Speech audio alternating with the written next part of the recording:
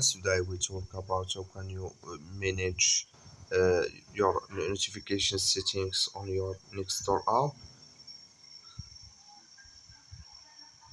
So you just go above your photo profile, click on it. Then it's going to show for you a list like this. Just click on settings. So then it's going to take you to this list here. Then you click here on notifications here. Just click on it.